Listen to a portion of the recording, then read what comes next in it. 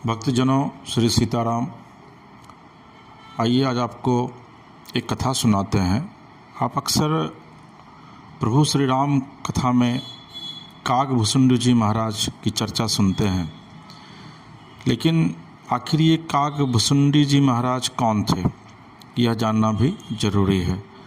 तो देखिए, रामायण जिस चीज़ की व्याख्या करता है उसके अनुसार अगर आप माने तो सबसे पहले भोलेनाथ शंकर ने मैया पार्वती को प्रभु श्री राम की कथा सुनाई थी, और कहा जाता है कि उस कथा को एक कौवे ने भी सुन लिया था, और उसी कौवे का पुनर्जन्म काकभुसुंडी जी के रूप में हुआ।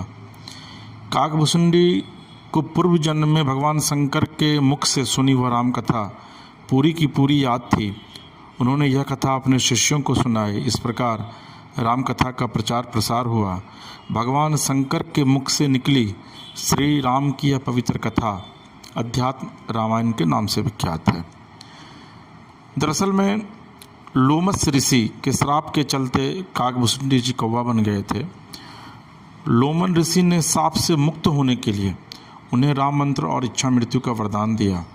कौवे के रूप में ही उन्होंने अपना संपूर्ण जीवन व्यतीत किया। वाल्मीकि से पहले ही काकभुसुंडी जी ने रामायण गिद्धराज गरुड़ को सुनाया था। लोमस ऋषि परम तपस्वी विद्वान थे। उन्हें पुराणों में अमर माना गया है।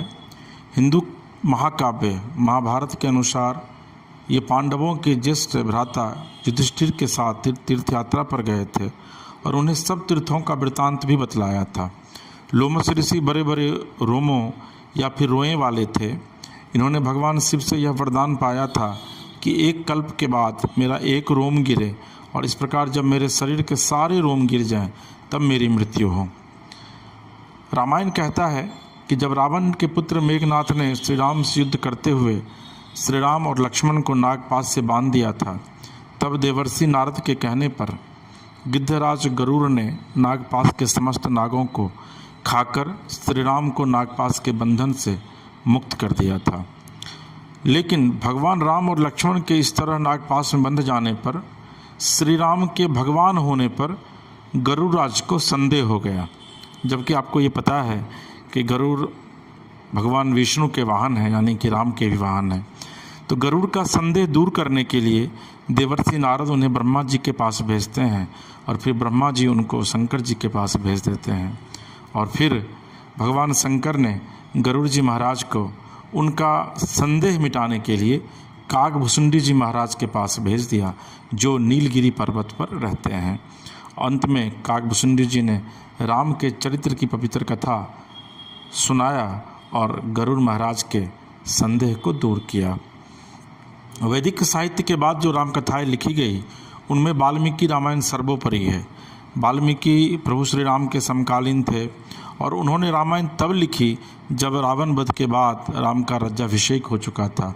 एक दिन वे वन में ऋषि भारद्वाज के साथ घूम रहे थे और उन्होंने एक व्याध द्वारा क्रौंच पक्षी को मारे जाने की हृदय विदारक घटना देखी, और तभी उनके मन से एक श्लोक फूट पड़ा। बस यहीं से इस राम कथा को लिखने की प्रेरणा मिली। यह इसी कल्प की कथा है और यह प्रमाणिक है। वाल्मीकि जी ने राम से संबंधित घटना चक्र को अपने जीवन काल में स्वयं देखा या सुना था, इसलिए उनकी रामायण सत्य के काफ़ी निकट है। लेकिन उनके रामायण में आप सिर्फ 6 ही कांड पढ़ेंगे, जबकि वाल्मीकि जी के रामायण के बाद जो गोस्वामी तुलसीदास जी ने 16वीं सेंचुरी यानी कि 16वीं शताब्दी में रामायण की रचना की, उसमें 7 कांड हैं और उत्तरकांड सबसे अंत में है। कई लोग बड़े बड़े जो विद्वान हैं, जो बड़े बड़े ज्ञानी हैं, वो यह मानते हैं कि उत्तरकांड को बौद्ध काल के समय जोड़ा गया था, और यह इसलिए जोड़ा गया था क्योंकि राम के चरित्र पर कुछ न कुछ सवाल खड़ा किया जाए। और ये आपको जानकर हैरानी होगी कि यह सवाल अभी भी खोजा जाता है। यह सवाल अभी भी जो है वो कहीं ना कहीं से संदेह के घेरे में है। आइए आपको बताते हैं कि काकभुसुंडी जी का पहला जन्म कहाँ हुआ था। देखिए, काकभुसुंडी जी का प्रथम जन्म अयोध्यापुरी में एक शूद्र के घर में हुआ। उस जन्म में वह भगवान शिव के भक्त थे, लेकिन अहंकार के वशीभूत होकर उन्होंने अन्य देवताओं की निंदा की। एक बार अयोध्या में अकाल पड़ जाने पर वह उज्जैन चले गए। उन्होंने एक दयालु ब्राह्मण की सेवा की और उन्हीं के साथ रहने लगे। वह ब्राह्मण भी शिव भक्त थे, लेकिन अन्य देवताओं की निंदा नहीं करते थे। एक बार काकभूषुंडी जी से परेशान होकर गुरु ने उन्हें राम भक्ति का उपदेश देना शुरू किया। घमंड में चूर काकभूषुंडी ने एक बार अपने ही गुरु का अपमान कर दिया, जिससे भगवान शिव नाराज हो गए और श्राप दिया कि तूने अपने गुरु का अपमान किया है, इसीलिए तुझे सर्प योनि में जन्म लेने के बाद 1000 बार कई योनियों में जन्म लेना पड़ेगा। लेकिन ब्राह्मण ने भगवान शिव से काकभूषुंडी को क्षमा करने का निवेदन किया, लेकिन भगवान शिव ने कहा कि जब तक इसे अपने पापों का प्रायश्चित नहीं कर पाएगा तब तक इसको क्षमा मैं नहीं करूँगा। दरअसल में उज्जैन में जो महाकाल हैं वहाँ पे काकभूषुंडी जी शिव की वंदना कर रहे थे। ठीक उसी समय उनके गुरु वहाँ पर आते हैं। तो चूँकि उनके गुरु वैष्णव थे और काकभूषुंडी जी शैव को मानते थे, यानी शिव को मानते थे, तो वो भगवान की पूजा कर रहे थे और उन्होंने गुरु की तरफ देखा भी नहीं। इसी पर शिव बहुत क्रोधित हो जाते हैं और वो कहते हैं शिव कि तू अजगर की तरह अपने गुरु को देखने के बाद भी परा रहा, तो जा तू अब अजगर हो जा। और यही वजह है कि काकभूषुंडी जी सर्प योनि में जन्म लिए। और उसके बाद जब वो प्रायश्चित उन्होंने किया तो उसके बाद फिर वह लोमस ऋषि के पास वो जाते हैं। और लोमस ऋषि के पास जाने के बाद सगुण और निर्गुण की चर्चा वहाँ पर होती है। और जैसे ही सगुण की चर्चा करते हैं लोमस ऋषि, तो उस समय वह कहते हैं कि निर्गुण के विषय में बताइए। वह यह समझने को तैयार नहीं होते हैं कि सगुण ही निर्गुण है।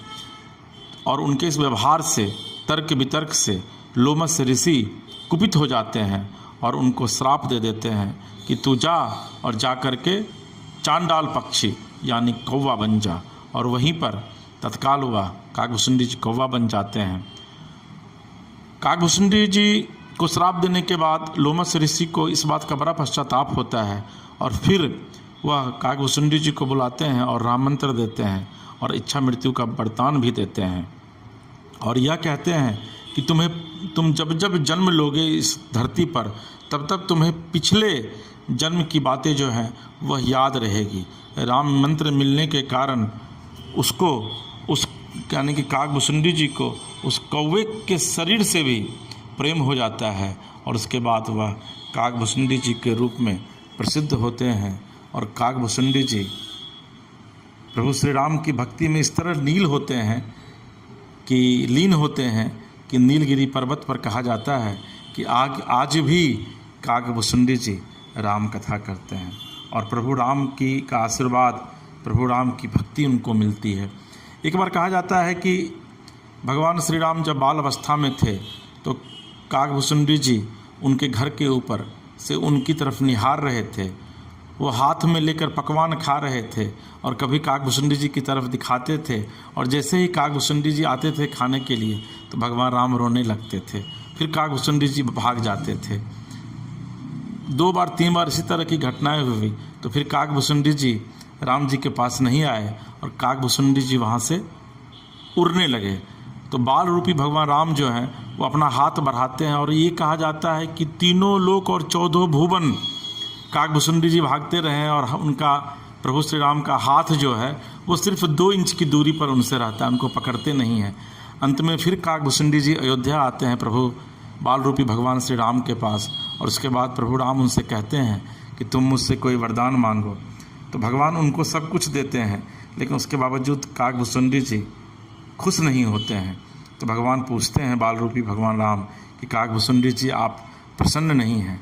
तो काकभूषुंडी जी कहते हैं कि आपने मुझे सब कुछ तो दिया प्रभु, लेकिन अपनी भक्ति नहीं दी। और फिर बाल रूपी भगवान प्रभु श्री राम मुस्कुराते हैं और उन्हें अपनी भक्ति प्रदान करते हैं। तो कहा यह जाता है कि जब तक ये सृष्टि रहेगी तब तक काकभूषुंडी जी रहेंगे, क्योंकि उनको भगवान शिव ने इच्छा मृत्यु का आशीर्वाद प्रदान किया था। तो आपको अगर ये काकभूषुंडी जी से जुड़ा हुआ प्रसंग अच्छा लगा हो तो आप हमारे यूट्यूब चैनल मानस कथा रामायण को सब्सक्राइब कीजिए, लाइक कीजिए, शेयर कीजिए, कमेंट बॉक्स में जाकर कमेंट कीजिए। और अगर आप अपने इलाके में राम कथा का वाचन करवाना चाहते हैं या फिर नवाह करवाना चाहते हैं तो आप 9431288046 पर हमें कॉल कर सकते हैं।